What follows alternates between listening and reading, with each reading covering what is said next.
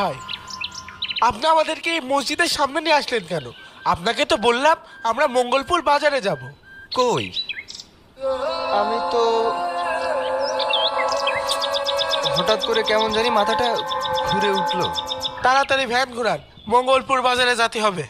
আমি তো রাস্তা দিয়েই ভ্যান চালাচ্ছিলাম, তাহলে এই জায়গায় আসলাম কি করে? না, কিছুই তো বুঝতে পারছি না। আচ্ছা, আরে হায়দার, তুই আর আমি না দোকানে বসেছিলাম?